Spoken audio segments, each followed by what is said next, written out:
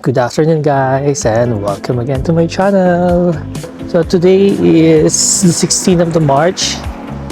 Ano oras na ba? 2:45 na ng hapon. Today is anong temperature ba ngayon? 12 degrees Celsius ngayong hapon. It's a windy day. Walang araw. Napakaulap. Okay naman sana yung 12 degrees, kaya lang kasi mahangin. Kaya kapag mahangin, para iba yung feel mo dun sa temperature. So it feels, even though 12 degrees Celsius ngayon, it feels like 6 degrees Celsius. So mas malamig yung pakiramdam mo. Yung hangin yung nagpapababa ng feeling dun sa temperature. Anyways, there's no special celebration today, pero tomorrow is St. Patrick's Day.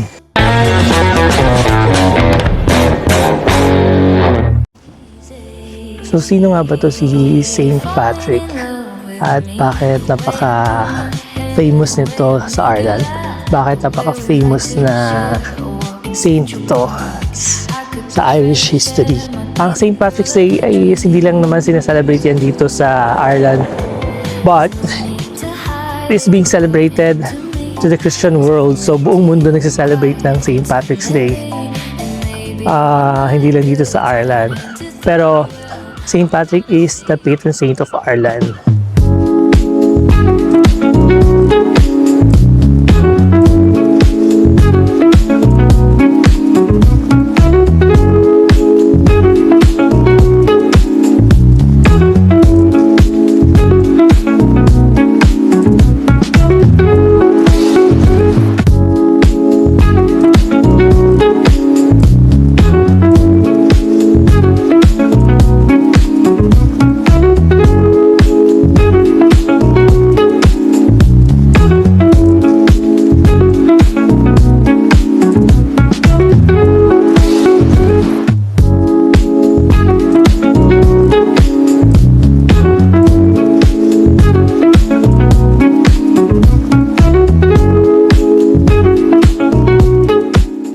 Pero alam nyo ba, every St. Patrick's Day dito sa Ireland, maraming mga foreigner na dumarayo dito, most especially mga Americans. Maraming mga Americans na pumupunta dito talaga sa Ireland para lang i-celebrate ang St. Patrick's Day dahil kakaiba ang St. Patrick's Day dito sa Ireland.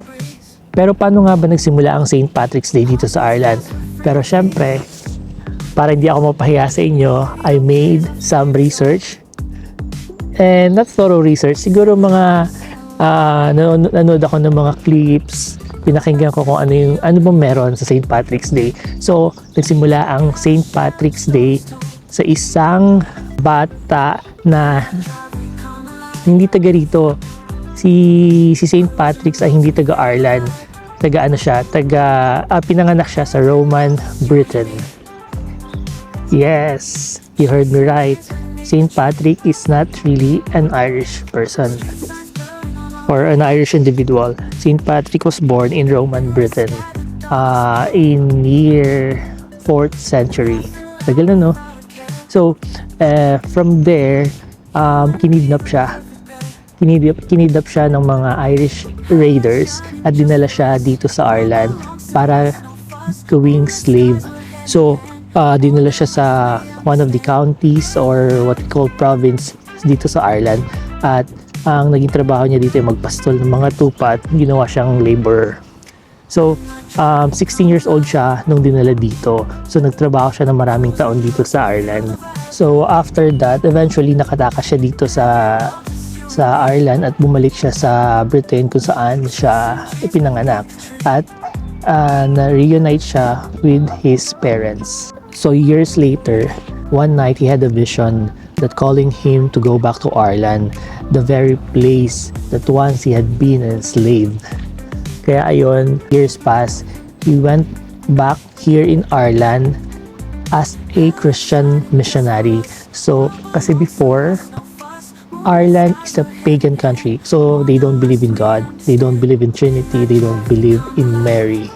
So as a Christian missionary, pumunta siya sa iba't ibang lugar dito sa Ireland to preach Christianity, and somehow marami siyang na-convert na mga pagan into Christianity. Pero syempre maraming mga trials siyang pinagdaanan dahil marami sa mga pagan is ayaw talaga maniwala sa kanya. Pero isa sa mga example na ginawa niya, or isa sa mga technique na ginawa niya, is yung shamrock leaves. So papakita ko sa inyo dito what is shamrock leaves. So ito yung dahon, ito yung tanim na may 3 dahon. So in-explain niya sa mga pagan na like this is one plant but with 3 leaves. So tinutukoy niya dito, there is one God, there is a 3 divine person in one God. So hanggang sa unti-unti niyang na-convert yung mga pagan dito sa Ireland into Christianity. Over time, these holidays spread across the world and has been celebrated by millions of people. So hanggang ngayon, celebrate pa rin siya across the entire planet. So that's a brief history of St. Patrick's Day. Sana may mga natutunan kayo. So today 16, tomorrow is 17 of the March. Tomorrow, abangan nyo ako sa celebration ng St. Patrick's Day. Probably hindi tayo pupunta ng city center, although ang city center, andun yung massive parades at celebration ng feast day. Probably I'm gonna spend the celebration and yung mga parade nila dito lang sa Dunleary. Pero tingnan natin kasi first time akong mag-attend ng festivity dito sa Dunleary. So see you tomorrow. Good morning guys! It's 17th of the March and it's St. Patrick's Day! So matatapos ko lang umattend ng celebration for St. Patrick. So ngayon, andito tayo sa Dunleary. We're just waiting para mag-start yung celebration kasi may parade mamaya dito. 10 o'clock pa lang ng umaga pero ang parade is magsa-start ng 11. So 10:08 na ng umaga and it's already 12 degrees Celsius.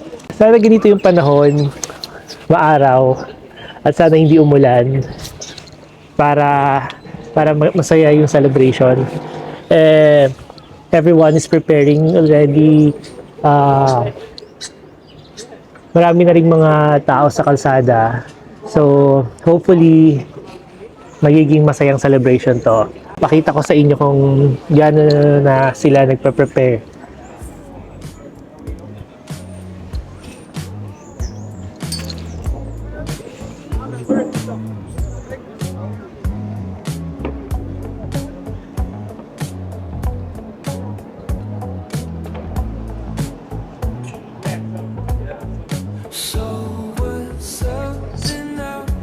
Andito tayo ngayon sa the 40th.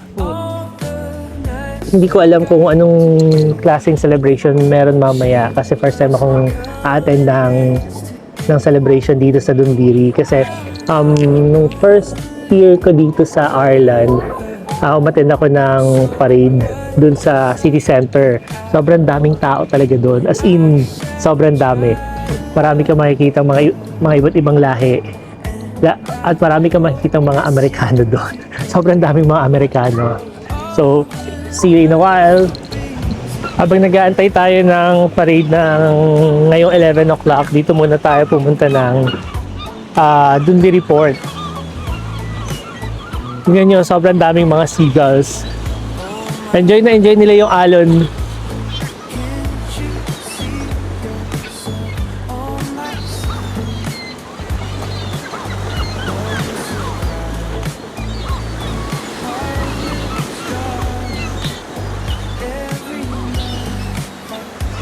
Maya-maya lang mapupuno na ang kalsada ng green.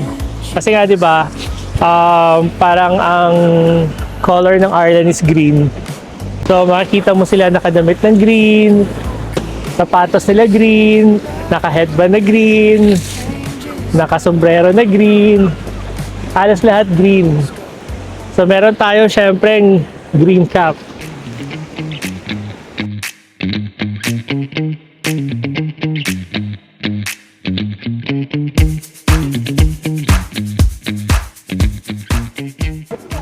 Hello guys. So punta tayo, posisyon na tayo ngayon sa kung saan start yung parade. Kasi dumarami na yung tao. Baka wala tayong makuhang spot, perfect spot. Pero pakita ko muna yung mga magagandang bulaklak dito sa People's Park.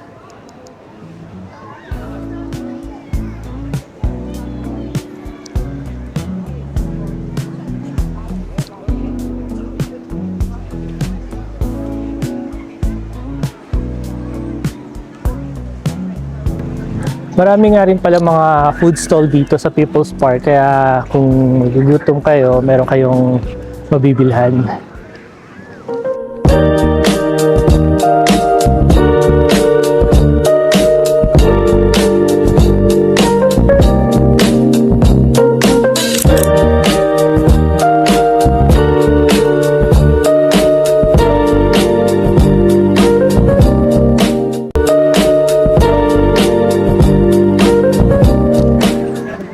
Pero dahil marami pa tayong oras, pipila muna tayo sa coffee kasi takam na ako sa kape.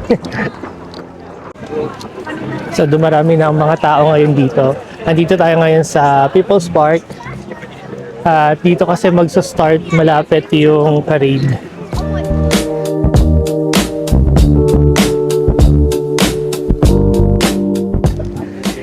Bibili sana ako ng kape. Kailang haba ng pila. Baka matagilan tayo sa pila dahil sa sobrang haba. So, mamaya na lang tayo bibili ng kape. At hanap na tayo ng perfect spot para sa parade. Kasi dumarami na rin yung mga tao, kaya see you! Ayun guys, sobrang dami na ng mga tao. At any moment, magsa-start na ang parade dito sa Dunleary. Ang daming mga bata.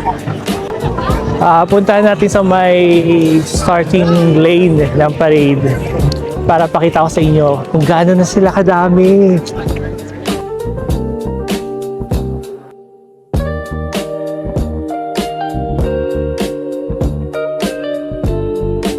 Alam niyo ba, nung nandun ako sa Hungary, nung nag-celebrate ang St. Patrick's Day, sobrang daming mga Irish dogs sa kalsada.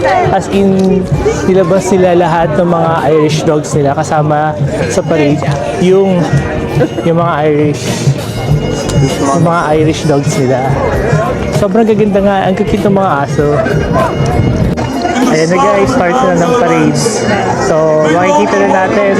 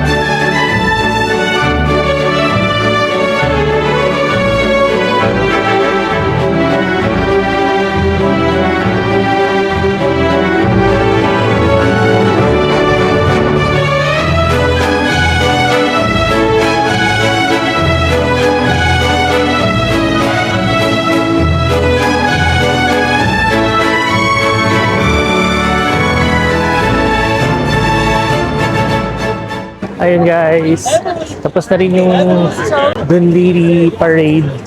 Sobrang daming tao. At nagulat ako na may presentation pala ang Philippines. Sumayaw ang mga lola mo.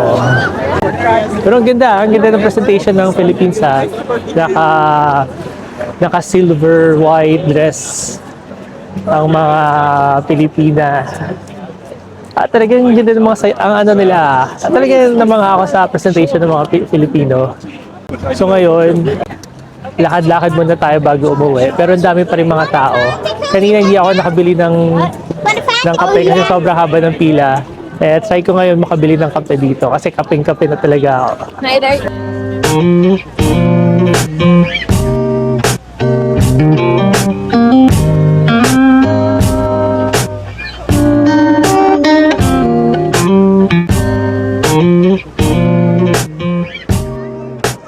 So ngayon, alas 12 na ng tanghali.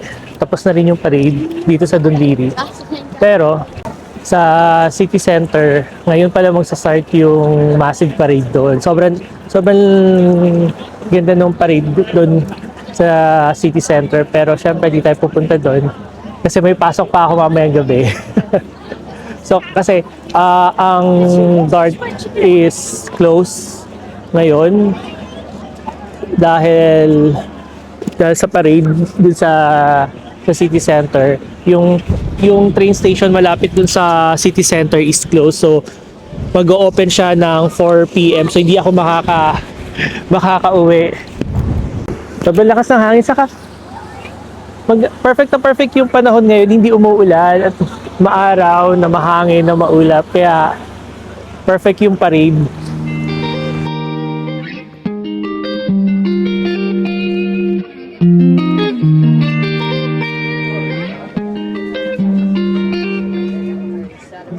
So we have our coffee now. I ordered cappuccino. Pinakamasarap na kape para sa akin. Pupunta tayo sa mga food stall. Check natin kung ano yung pwede natin mabili. Pero isa sa mga paborito ko kasi dito, etong food stall lang isang Pinay. Check natin. Ito ang haba ng pila sa crepes. At ito yung food stall ng isang Filipino.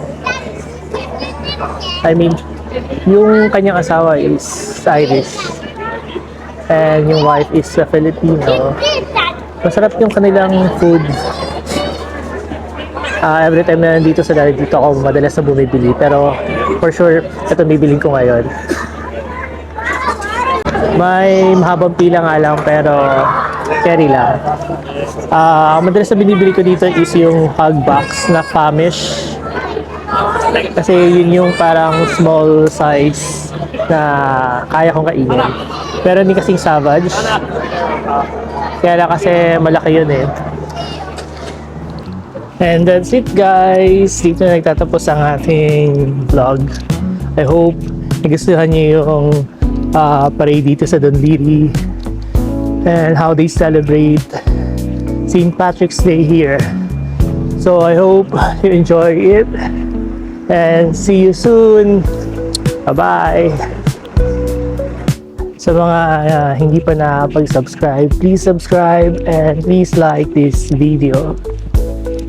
At sa mga nakasubscribe, thank you so much.